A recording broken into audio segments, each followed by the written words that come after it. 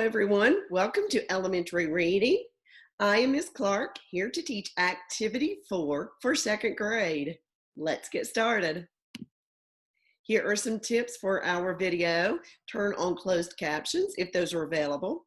Adjust the playback speed to slow down the video. Consider watching short clips, then pause, listen, and watch again. That is a great idea. As we read, you may want to highlight, underline, take notes. That's a great idea to stop the video so that you can find that text evidence. And finally, ask someone in your home to watch the video with you. Stop frequently and talk to your partner about what you heard and understood. Let's get started with some C.A.R.E. We are going to look at some different patterns, some different ways to make the long E sound. The first one I see is the E-I sound that you hear in the word ceiling. Take your magic pencil and write those letters in the air. E-I, ceiling, E. The next long E pattern we see is the I-E sound that you hear in the word field. I-E, field, E. And finally, the last long E sound we are going to look at today is the E-Y-E sound that you hear in the word key. E-Y, key, E. Now let's use these patterns to decode, to read some words. The first thing I want to do is underline those vowel sounds in this word. I see an E and then I see an I-E. I know that I-E we have talked about makes the the long E sound that we hear in the word field. Because this word has two vowel sounds, I know that it has two syllables or two word parts. I'm going to divide that word into its two word parts, its syllables. I notice that the first syllable ends with a vowel. That means that first syllable is an open syllable, long vowel sound. That E is going to make the E sound. I notice that there's an E at the end of this word. You might be wondering what the job of that E might be. We know that no word in the English language ends in a V. That E's job is to stand next to the V so that it's not last. Let's stretch and read this word. Believe. Slide it together. Believe. And in your normal speaking voice, believe. The first thing I'm going to do is underline that vowel sound. E, stretch, field, slide, field, and normal, field. I know the I-E makes the long E sound. That A, achieve, achieve, achieve. That doesn't sound like a word that I have heard before. I wonder if that E, that A at the beginning of the word is a schwa. Let's flex this word. Achieve, achieve, achieve. Very good. E, receive, receive, receive.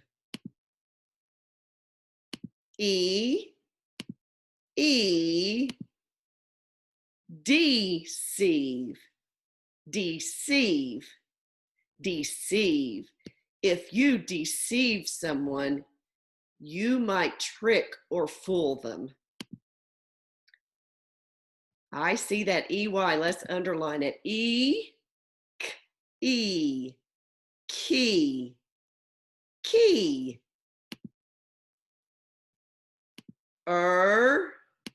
E, Turkey, turkey, turkey. Ah, e, key, donkey, donkey. E. Now this word has the ing ending. Let's stretch and read. Seal, ing, ceiling, ceiling. Very good. Let's read all of these words again. Let's read across. Believe, key, field, turkey, achieve, donkey, receive, ceiling, deceive. All right, here is a passage. Let's use these patterns to read this passage. You will notice I have underlined all of the words that have the long E sound with the patterns that we have just learned. Let's read, please. Read with me. Annie loved school and loved learning. Her dream job was to be a teacher. She knew the key to becoming a teacher was to believe in herself. Her friend Bonnie wanted to be a vet so that she could work with all kinds of animals. Her favorite animals were turkeys, donkeys, and other animals that lived on farms. Joey loved sports and wanted to be a hockey player. He would practice playing with a ball in a large field near his house. The three friends knew that they would receive support from their families as they worked to achieve their goals. I know that fluent readers read smoothly, accurately, and with good expression. Think about these things as you read. The more practice you have reading, the more fluent you will become.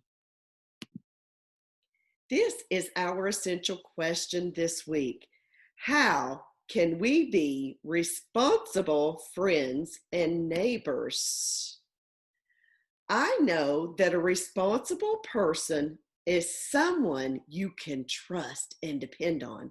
Let's look at our example. My responsible neighbor brought me lunch when I was sick. Bringing someone lunch when they are sick is a responsible thing to do. As we read today, we are going to look for evidence about how we can be responsible friends and neighbors. Look at this picture. What do you see? I see a police officer on a horse. I see that she has a walkie-talkie on her belt. Her responsibility as a police officer is to communicate. So that may be one thing that friends and neighbors do is communicate. Look at the picture below. I see friends and they are holding food, canned goods. It looks like they are putting it in a bag.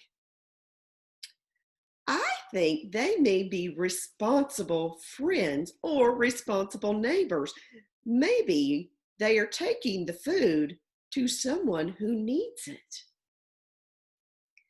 Look at the picture below at the bottom. I see children washing dishes. That is definitely being responsible. You might be a responsible friend by helping out this way, or you may be a responsible neighbor by helping your neighbor with a chore. Again, our essential question, how can we be responsible friends and neighbors? We communicate. We can help each other.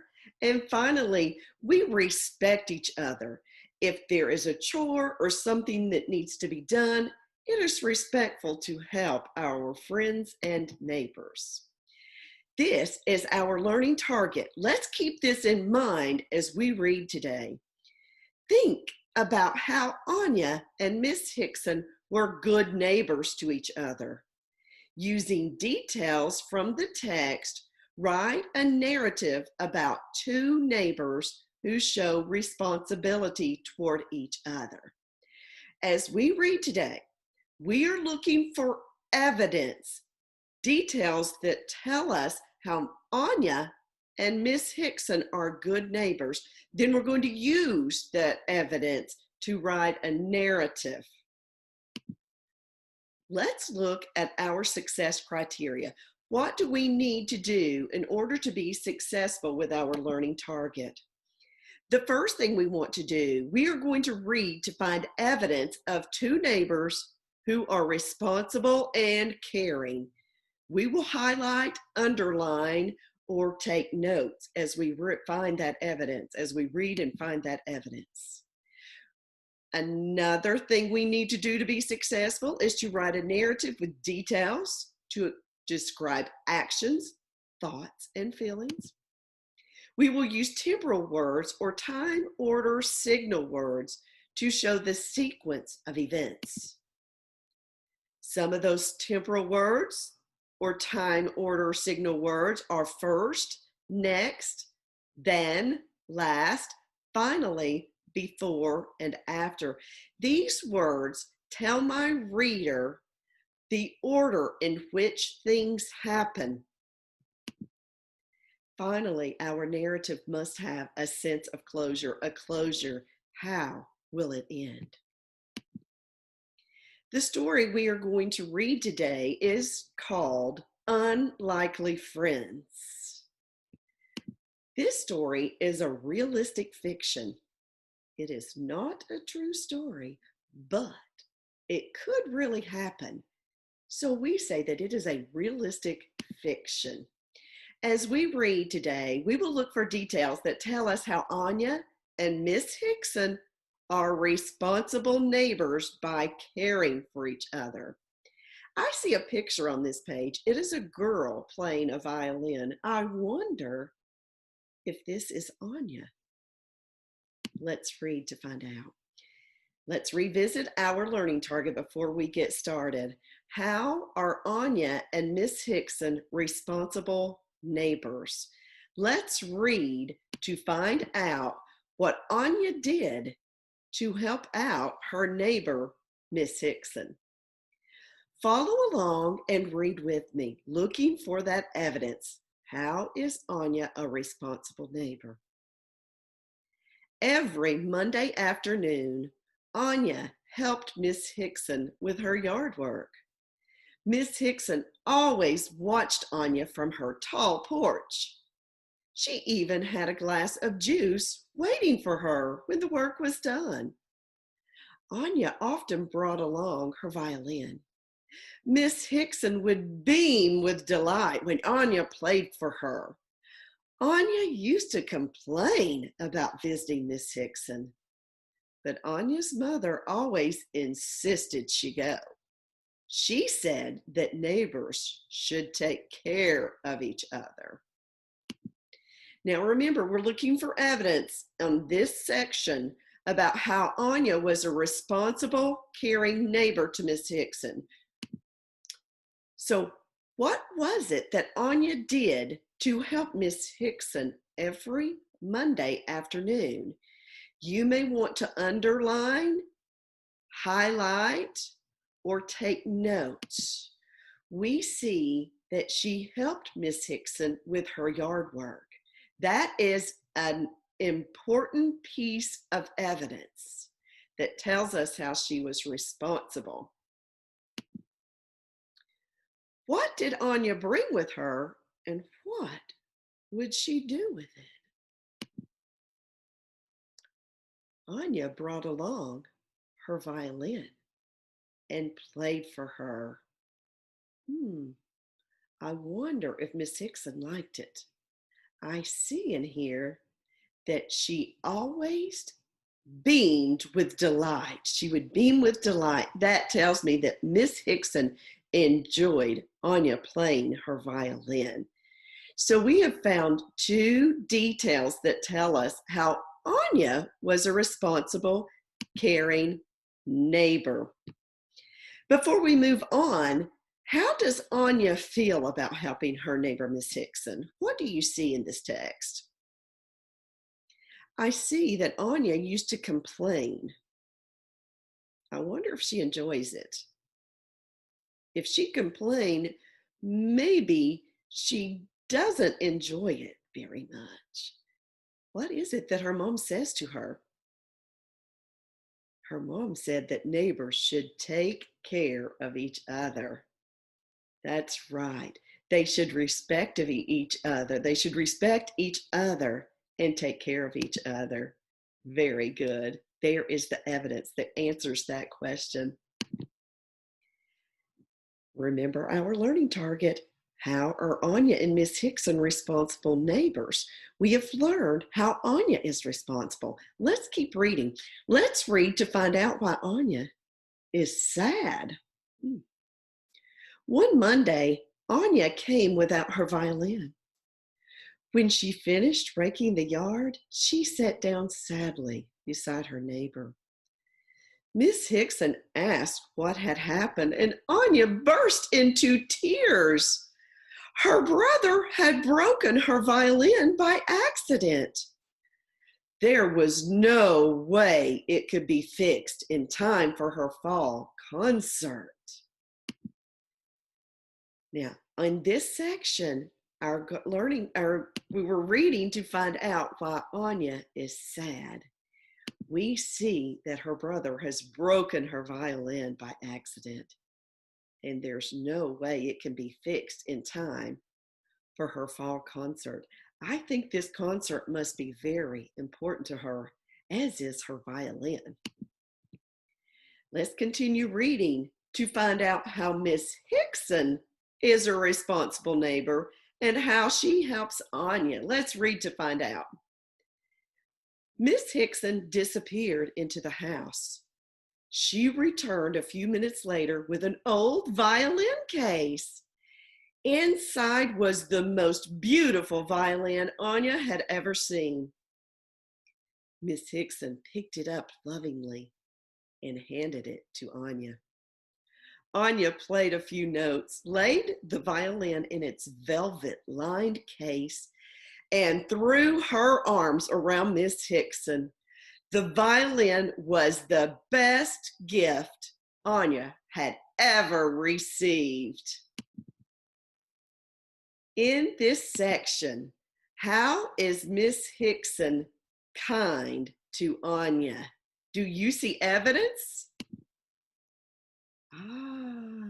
She gave her a beautiful violin.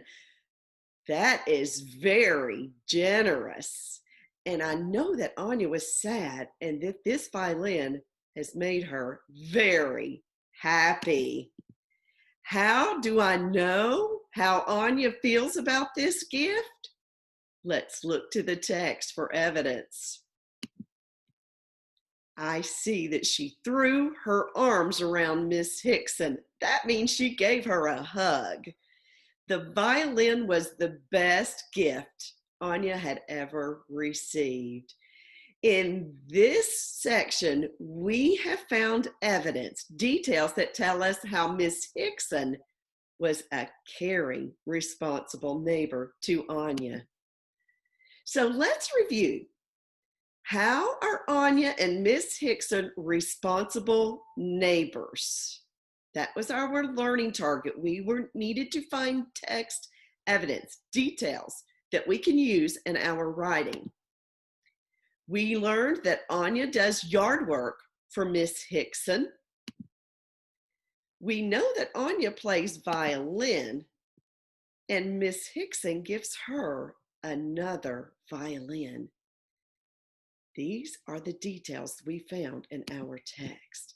Now, let's look at our writing task. Think about how Anya and Miss Hickson were good neighbors to each other. Using details from the text, write a narrative about two neighbors who show responsibility by caring for each other. We have just read a piece about two neighbors who care for each other. Our author used details to show how they were responsible in caring for each other. Together we found details. We underlined, we took notes, we highlighted. Your job now is to write your own narrative, using those details to show how two neighbors show responsibility by caring for each other. Let's review some of the things that our narrative writing needs. For our narrative, we need to provide details that describe actions, thoughts, and feelings. Let's think about some of the thoughts and actions and feelings that the author used in Unlikely Friends. We read about how Anya threw her arms around Miss Hickson. That was an action that tells us how she was feeling. The author also told us that Anya complained sometimes about going to Miss Hickson's house. That tells us that she didn't always like to go, but she respected and was Miss Hickson and was a responsible neighbor. We also read about how Anya was sad when her violin got broken. So as you write your narrative, be sure and include details that describe actions, thoughts, and feelings. Use temporal words or time order signal words to show the sequence of events. Remember, our narrative shows the order in which things happen. That means I need to use some of these words: first, next, then, last, finally, before, and after, to show my reader the order in which things occur in my narrative. And finally, our narrative needs a closing, a sense of closure. Let's think back.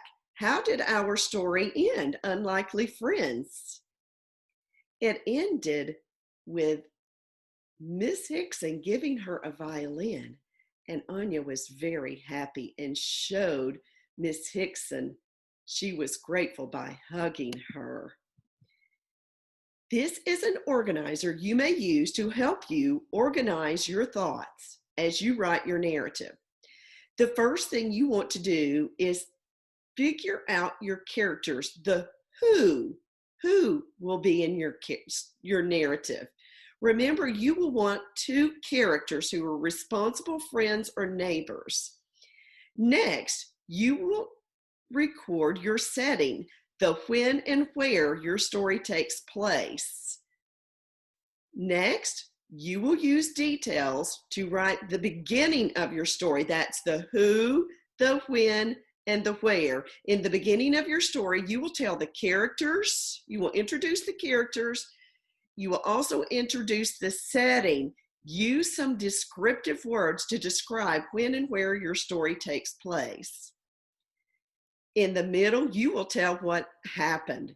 Use those details to describe thoughts, feelings, and actions about what happens between your characters to show that they are responsible. And finally, how does your story end? How does your narrative end? You will need a closing, a sense of closure. Let's look at the closing for this narrative that we just read. The closing of our narrative tells what happened at the end of the story and how the character feels. So let's look at today's selection to see how the author provided that sense of closure to this narrative. Miss Hickson picked it up lovingly and handed it to Anya. Look at the area I have highlighted. This is your closing. Anya played a few notes, laid the violin in its velvet-lined case, and threw her arms around Miss Hickson.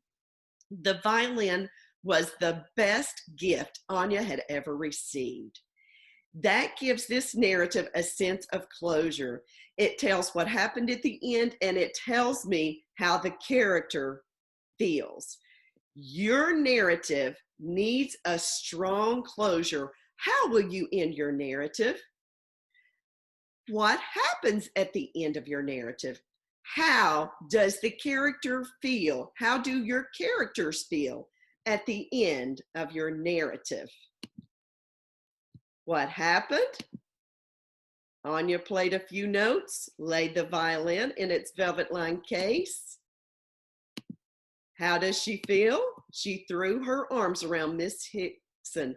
The violin was the best gift Anya had ever received.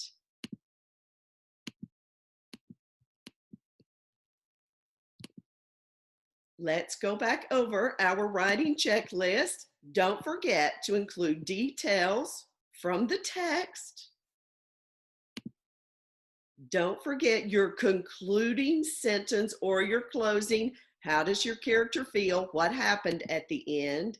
Don't forget to use your best handwriting. Good writers always use their best handwriting. Don't forget capitals and punctuation. Every sentence begins with a capital letter and ends with punctuation. Don't forget those proper nouns. The names of your characters will also begin with capital letters. Check your spelling. Use all the resources you have to make sure you have used your best spelling. And finally, write with complete sentences. Let's revisit that essential question one last time. How can we be responsible friends and neighbors? Today, we read a story called Unlikely Friends, and we learned through our story what it means to be responsible friends and neighbors. Here's an extension idea. Use what you know and what you have learned about being a good friend and neighbor to write a narrative about two friends who are responsible and help each other. Let's recap what we did today. We started with care. We learned 3 new long E sounds: E-I, sealing E, I-E, field E, E-Y, key E. Next, we looked into our essential question, how can we be responsible neighbors? We read a story called Unlikely Friends. We found evidence of 2 responsible neighbors. And now your task is to write a narrative with details, sequence of events, and a sense of closure. Thank you for tuning in today. Stay safe and stay healthy. Goodbye, friends.